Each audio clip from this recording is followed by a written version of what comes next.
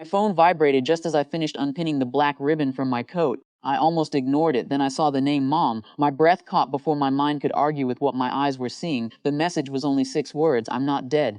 Come to the cemetery. Now the room suddenly felt too quiet. Just hours earlier, I'd stood beside the polished casket while strangers offered careful condolences. My father hadn't been there. He'd flown to a beach resort with the woman he'd been seeing for nearly a year. His explanation had arrived through a text sent the night before the funeral.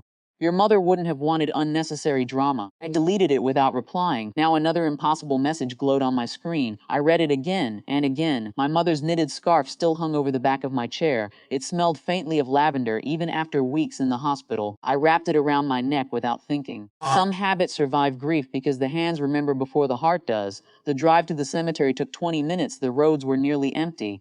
Christmas lights blinked from distant porches, making ordinary neighborhoods feel strangely detached from the night I was living. I kept telling myself there had to be an explanation. Delayed text, a stolen phone, a cruel joke, anything except the impossible. When I reached the cemetery, front gate stood half open. A maintenance truck sat near the caretaker's shed with its headlights off. The fresh mound of earth above my mother's grave looked darker than the surrounding ground after a light evening rain. And I noticed something else. The flowers I'd arranged that afternoon had been moved, not blown by the wind, lifted carefully and placed beside the headstone. Someone had been here.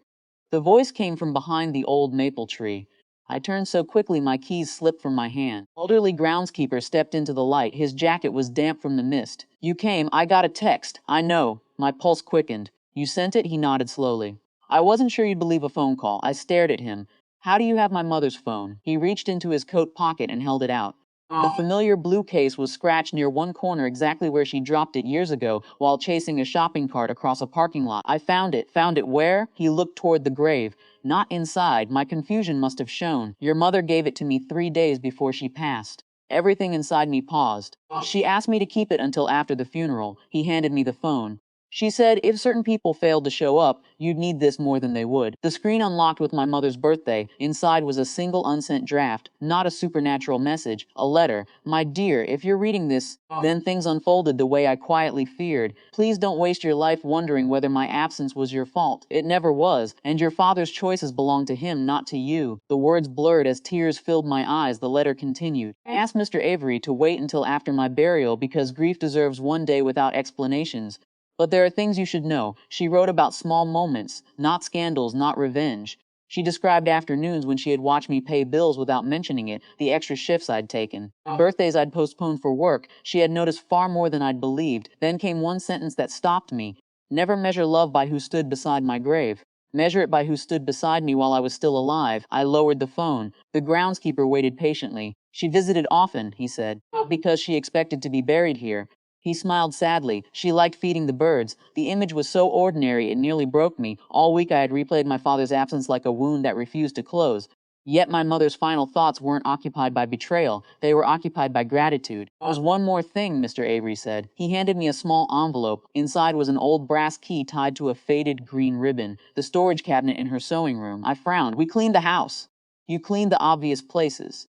The next morning I unlocked the narrow cabinet built beneath the attic stairs. Inside sat neatly labeled boxes, school drawings, birthday cards, every letter I'd mailed from college, even ticket stubs from a concert we'd attended when I was 16. She had saved everything. At the bottom rested a notebook. The first page read, "For the days you wonder whether you were enough." Each chapter held memories she never wanted forgotten. Tiny victories, family recipes, stories I'd been too young to remember. There were no accusations against my father. Only truth. She wrote that forgiveness and reconciliation were not the same thing. One could exist without the other. A week later, my father returned. He asked to meet. He looked older than when he'd left. Vacation hadn't hidden regret.